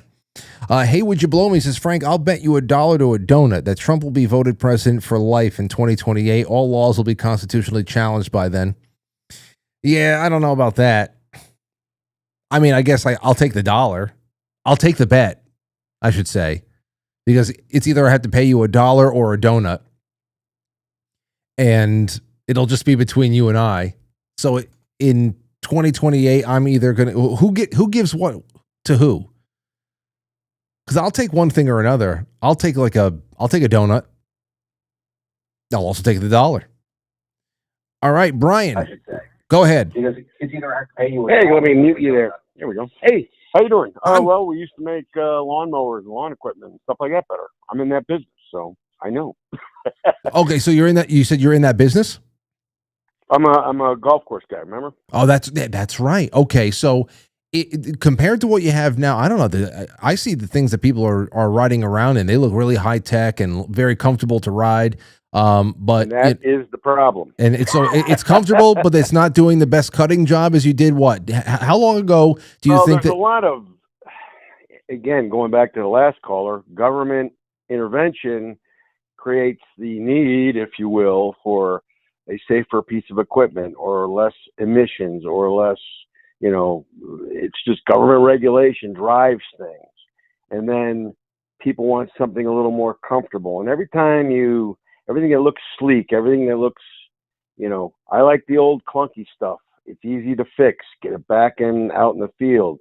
I spent literally all day today working on equipment that I didn't plan on working on, just because a little bit here, and it's just hard to get to because of all the crap they put on. It's like, good God. When would you say, Brian, that your in your professional life did everything technically peak? Like you say, okay, you had your clunky equipment that did a good job, and you felt like everything was most stable. When did you start rolling down the other side of the hill with the government regulations and everything else piling up and creating worse off tools? I think everything peaked at around 2000, just before 2001, September 11. Everything was about peak. We had all the technology we needed to be comfortable. We had all, everything was kind of good. But and then after that, it was people got weird. Everything got weird. And it was like, I don't know. I tell my wife and my sister, and I say, look, I'm just glad I have fewer days in front of me than I have behind me. And and they go, really? I go, yeah, really. Wow. Well, that's 2000. I think everybody would say that there was a big peaking that was going on around there. But now by the way, Carlos, he called. He sounds a lot better than the last time he called. So I'm very happy to hear that. Yes. And that's good way to go, Carlos. So, but no, I think I'd say about 2000. Everything after that, it's just like And a lot of the companies too that had good products, they got absorbed by another company, and then that line kind of, went away, and it was like, all right, so now I got pieces of equipment that I build parts for because I can't get parts for them, and it's like it's still a solid piece of equipment, but I just can't get this, so I have to get creative. Yep, that's when you have to start getting into the bypassing business. You have to try to bypass things. Amen. I know. Well, thank you for the call, Brian. This was great. Have a great one, Frank. Bye. Okay, so we went from washing machines to small motors, lawn equipment, old cars. Yes, we are very happy that Carlos sounds well. And in a couple of minutes left on the clock. So give me a buzz. 484, you're on the air. Go ahead. Hey, Frank, it's AK. Hey, AK. So, okay. So what do you have to offer up? This will be interesting. I wanted to say clothing. All the clothing that we get from China is just shit. Terrible. I'm with you. You know what? The worst place to buy a T-shirt is Instagram. I saw a couple. Saw a couple of T-shirts on Instagram that I thought looked like novelty shirt things that obscure references to movies I like and stuff like that. And they show up. They're rectangular. They're so rough. Everything is made in Asia or something like that. But I don't know where the hell else they're probably poking at their Thailand or Taiwan and shit like that. What do you think is the worst part about it? Is it just that is it the texture? Is it the durability? Yeah. Mm-hmm. The stitching? texture, the quality of the fabrics, the stitching. Yeah, it's all like very thin compared to like what it used to be. You know what I mean? And you just like look at like some of the seams and stuff, and it's just, I don't know, it's terrible. What do you think about that guy from CNBC making essentially a promise that the age of the American seamstress is gone? Because that just sounds ridiculous to me. Yeah, I think so too. I think a lot of people are going to get back into like making their own clothes, like kind of how like Lauren's starting to do, and yeah, there's like a big push for like more sustainable clothing too. Like I think like Levi's and Walmart actually committed to like doing more clothing production. I think that was some of the companies that committed to more manufacturing here. But well, it's a good one to bring up, clothing. I'm glad that you were able to get this one in before we left tonight. And also, thank you again, everybody. AK has contributed consistently to like the last 5 or so newsletters with quite frankly themed images. She helped me generate a really great top image for the Spring Fever Spotify playlist that I put out there. That's also in the newsletter. The new seasonal playlist, musical playlist is out there. So thanks again for all that, AK. It's really great to have those contributions. oh, you're quite welcome, Frank. Love ya. Love you too. Be well. All right, bye. Okay, so now we got clothes. Not only just the fabric, the stitching, the feel, all of that stuff. Yeah, I'm sure that people would pay a little bit more to know that they're getting something with the quality that they would have gotten 40, 50 years ago. Because it's just going to give you years. It's going to give you years. Let's do one more. 812, you're on the air. Go ahead. Yeah, I'm calling about blue jeans. Blue jeans? Blue jeans. Bougie? There's a guy blue jeans. There's a guy in Chicago making blue jeans. That's what I can't remember the. Okay, that's what I thought you said. Blue jeans. Yeah, blue jeans. Well, you're looking for newer stuff. So who do you think made the best blue jeans back? I don't know. Years ago, how many years ago you want to go? 30, 40, 50 years ago? Who was if you had to go, I need a new pair of blue jeans. Who are you going to? What was it? It was Levi's out of San Francisco was what I grew up with. And now do you feel like there has been a fall off with Levi's? Oh yeah. They moved their plant. Oh, Levi's is overseas now? That's in Mexico, I'm pretty sure. Wow, let me see that. Levi's manufactured. And what do you see? That's the whole thing there. I'm only until the last maybe. I don't really like jeans, but I wear them when I have to. But I know that jeans are one of those things you have to find something you like. You got to spend some time in them. They have to become well-worn jeans, and then they become part of you. They form themselves to your body over the course of time. And so I understand why somebody would prefer that. I just wonder how you would say that they've changed. Not only they've changed their manufacturing location, is it something with the texture, or is it, what is it? What are they incorporating now that you don't like? Well, they were form fitting. They fit to your body back in the day. They weren't. I could go on and on. They were actually made out of cotton back in the day, which was more breathing comfortable. Sounds fantastic. Well, I mean, it's just nowadays. And you used to have Oshkosh used to make a brand of overalls and they call them. We call them painter pants back in the day, but the fifth pocket.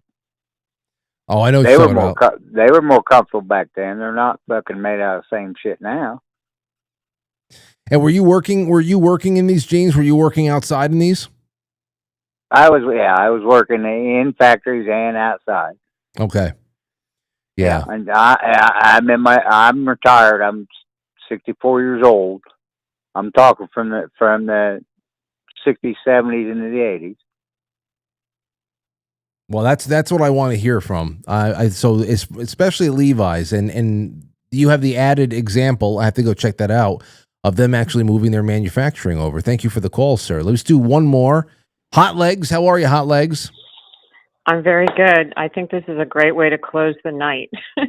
Good. I wish that we could have toilets that flushed again. Oh, yes. Toilets that flush with enough water that actually cleans around the bowl.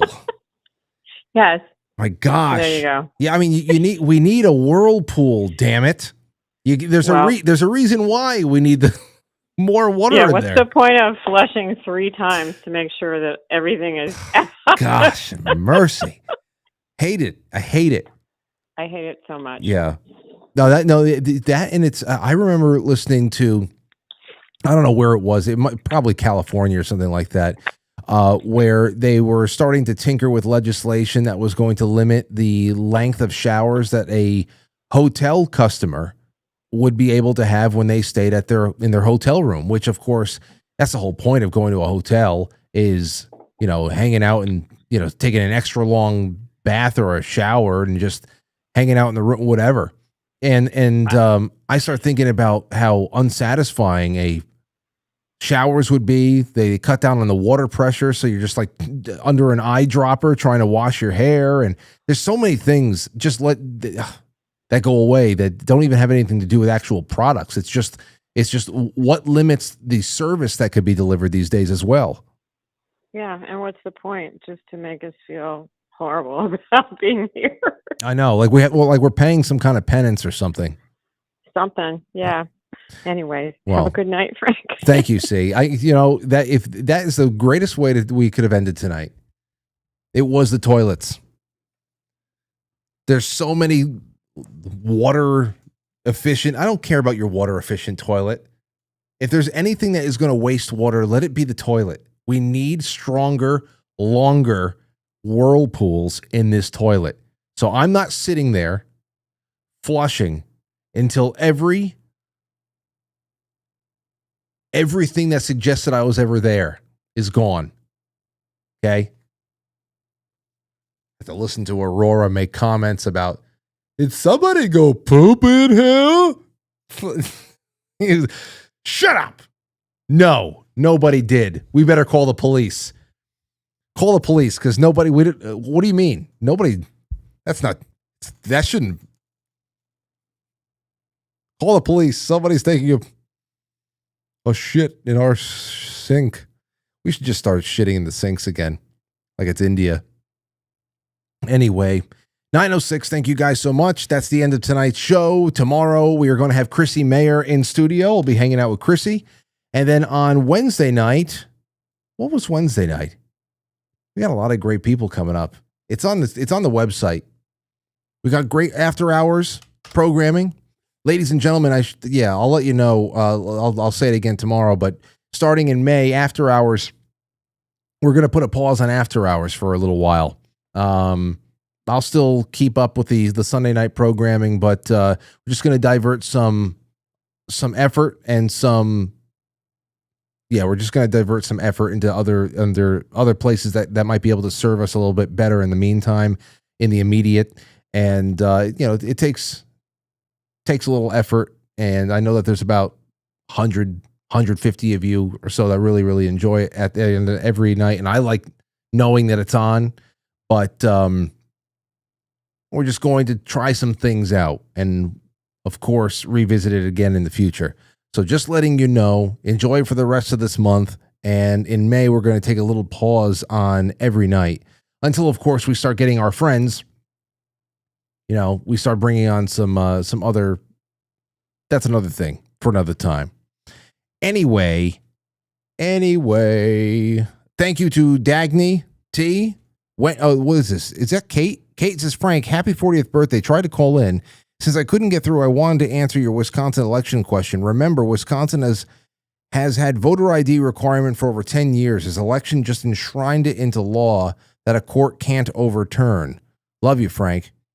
Also, to answer your question of the night, freezers today suck, and I wish children's toys were made better. Well, thank you, Kate, for calling it. Damn, I'm sorry you didn't get in. Love to have you call in and get you through, because, of course, Kate is one of our audience members that's been doing really great things out there, fighting legal battles in Maryland and elsewhere. And we'll bring that up again, though, soon. We got a wonderful audience, and thank you, guys. That's all. All right. Until tomorrow, 7 o'clock. Good night.